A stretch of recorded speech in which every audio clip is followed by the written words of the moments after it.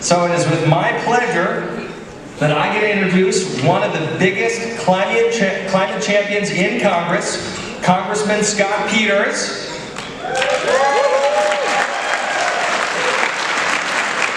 Representative Peters has served in Congress in the 50th District of California since 2012 and currently serves on the House Budget Committee and Energy and Commerce Committee.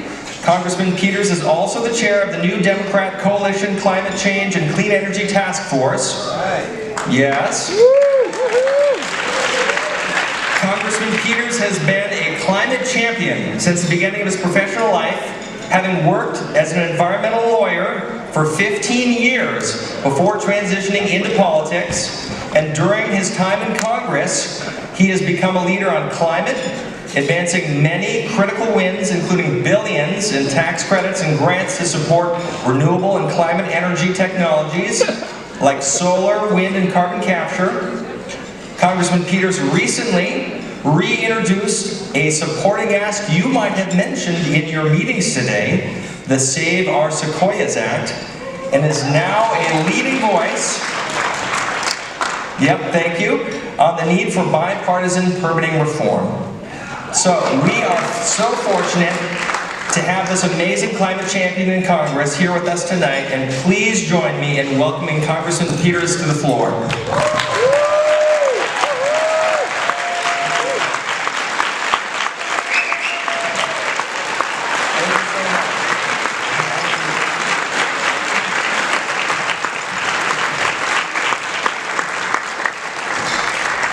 Wow, what a great crowd, and we're back to well beyond the pre-pandemic levels. So thank you so much for being here, for inviting me, and for coming out to travel to support this really, really important cause.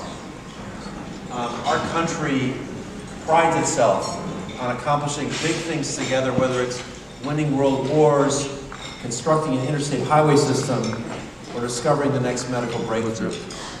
Our biggest challenge this century will be combating the climate crisis. Last Congress,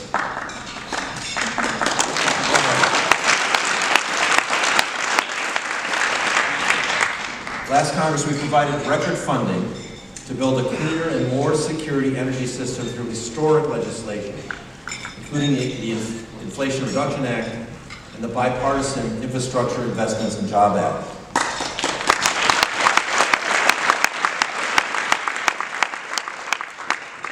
This Congress, we need to work on speed, because we can have all the money in the world, and we will still fail if we don't act faster.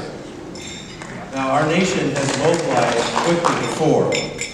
During World War II, San Diego war factories built a bomber an hour. A bomber an hour. To combat COVID-19, we developed a vaccine in less than 2 years when 10 to 15 years was the norm. We adapted to the reality we're facing. But today, we're debating whether a decade is an appropriate amount of time to construct a single high-voltage transmission line, one offshore wind facility, or one geothermal plant. With a climate crisis that requires us to move at a scale and speed orders of magnitude greater than ever before, our current system is simply unworkable. We will lose the fight. We will lose the race. It is a race.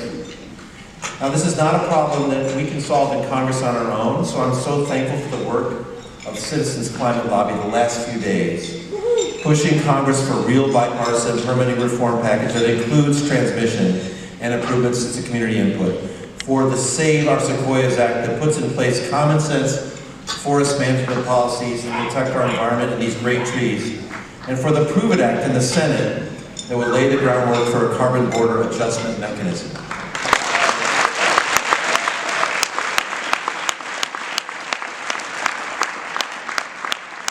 And I want you all to be the first to know that in this coming weeks I will be introducing the House version of the Prove It Act, and I'm really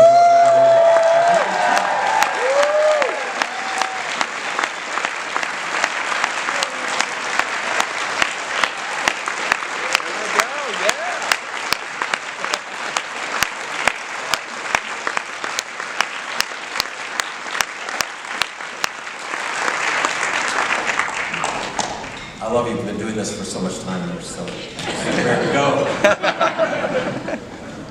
As you know, there's a lot of work to be done, and the stakes are very, very high.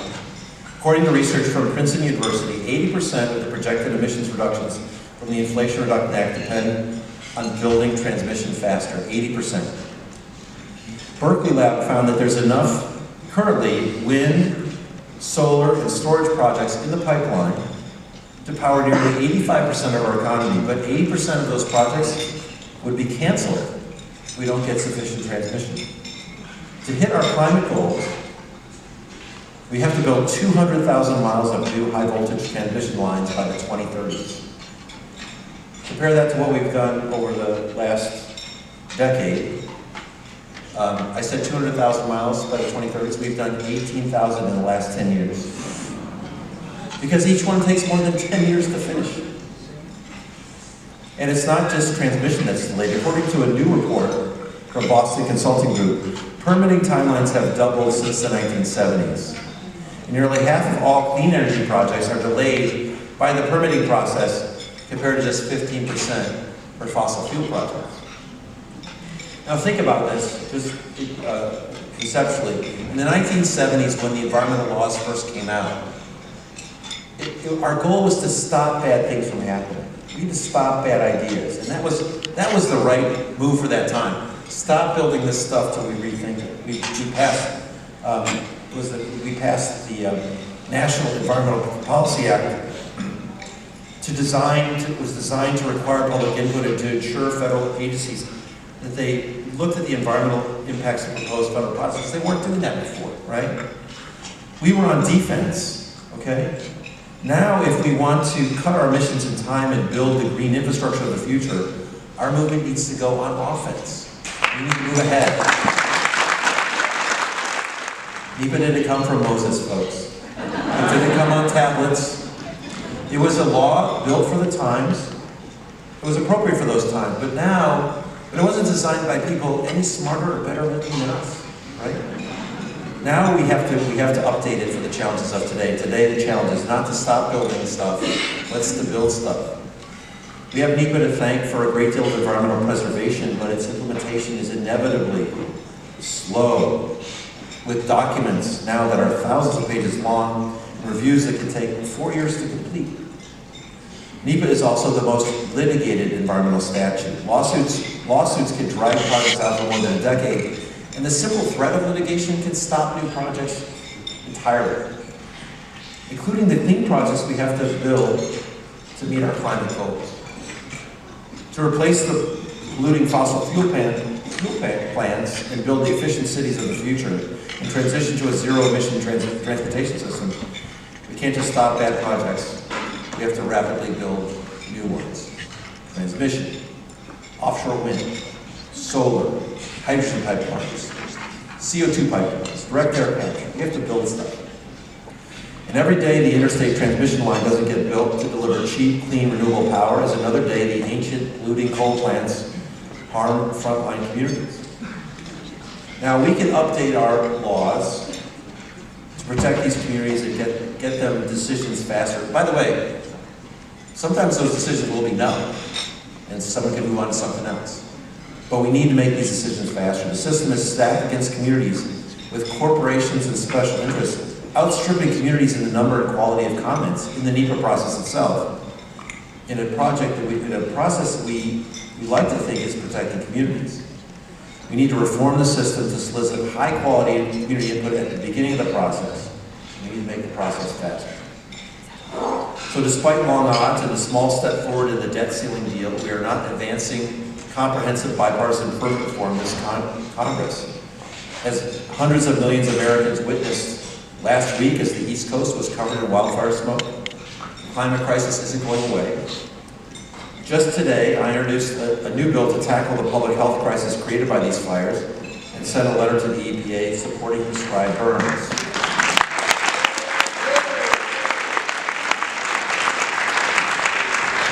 Better forest management practices like prescribed burns and ecological thinning will help us control the mega fires that have hammered the West in recent years. And I want to say I'm so thankful to all of you for advocating for my Save Our Sequoias Act so we can put some of these measures into practice. I'm more confident than ever that we'll pass bipartisan legislation with your help and the bipartisan coalition we have put together. But we're going to get this done. I want to just tell you a little bit about the story of this Save Our Sequoias Act. If you'll give me a minute. I was on a trip overseas, and a guy I didn't know came up to me, introduced himself. His name is Bruce Westerman. He's from Arkansas. All the members of Congress from Arkansas are Republicans. I had not spoken to Bruce Westerman. Bruce Westerman went to the University of Arkansas, was a walk-on in football, which if you see his size, you'd be kind of surprised. He was a walk-on at an SEC football school. But he also has a graduate degree from the Yale School of Forestry. He knows more about forestry than anyone in Congress, and he told me the story of the sequoia. For 1,200 years, we didn't lose a sequoia to fire. 1,200 years, until 2017. When, because we had not managed our forests, we had stopped natural fires, trees that would not have survived natural fires grew up next to the sequoia. It was a pine tree or a fir tree that conveyed the fire up into the canopy of the sequoia. The only place where this fire-resistant giant is vulnerable. It killed the tree. And in the last 2 years, we've lost 19% of all sequoias. We are going to lose this resource. But the fix, he told me, was pretty easy. You have to go into the 70 or so groves and restore the conditions that would have existed had natural fire occurred over the last 100 years. You had to do thinning, take out the plants that wouldn't have survived fires, and you had to do it fast. From Republicans, we needed money. We needed $300 million. From Democrats, we needed regulatory flexibility. We needed them to say, you can't do a 4-year review on every grove because we don't have the time. It's analogous to the situation we're facing in general with climate. So Bruce drafted a bill with me, the Save Our Sequoias Act. It turns out that 60% of those trees are represented by another member of Congress who took the bill over from Bruce on the Republican side, Kevin McCarthy, the Speaker of the House. You know that had pluses and minuses for me. I like the fact that in a Republican majority, the Speaker of the House was going to be able to get my bill to the floor, but it made Democrats very nervous to join up with Kevin McCarthy. But we got about 30 co-sponsors on each side of the bill.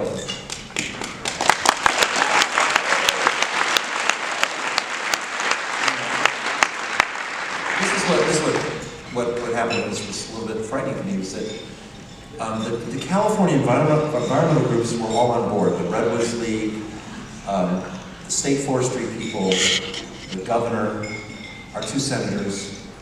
But when regulatory reform came to hit the ears of the Washington environmental groups, they were really nervous about it.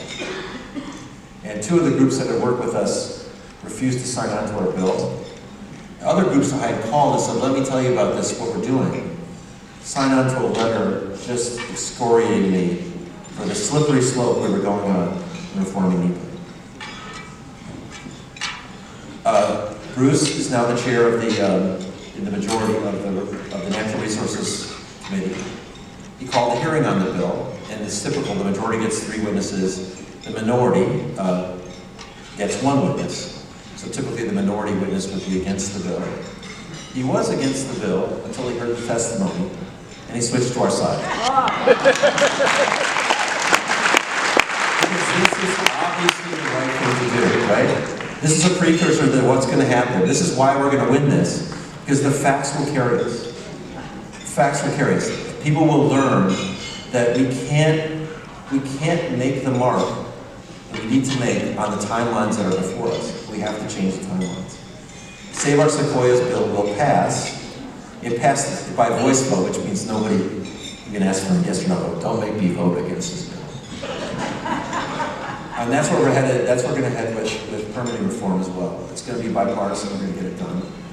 When I came to Congress,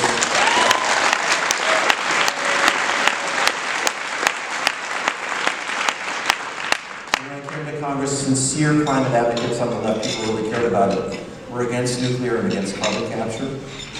Now they know we probably can't make our numbers without nuclear. The IPCC has told us we can't make it without carbon capture. So they come on board. Okay? This is going to happen. It's going to happen with your help club, okay? Every year, you need to come out here, and every month you need to be visiting your folks and educating about this, because we have to win this war, and we're going to, because I see it's coming our way.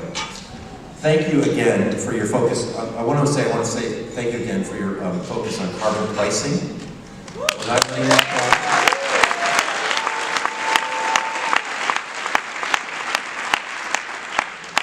carbon pricing is what the Western world is doing.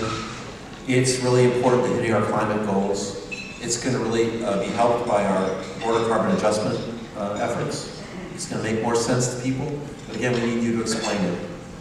You've done a great job, and you continue to push Republicans and Democrats to come this way. The idea is too good to lose it, so keep at it. Woo! And again, let's give it up for Republicans.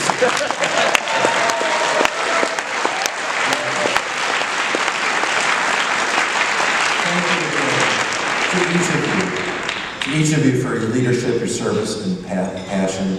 You all play a key role in helping us pass bold, bipartisan permitting reform this Congress to unlock the clean energy revolution we desperately need. You keep coming back, and I'll keep coming back till the job's done. Wish you all the best and safe travels.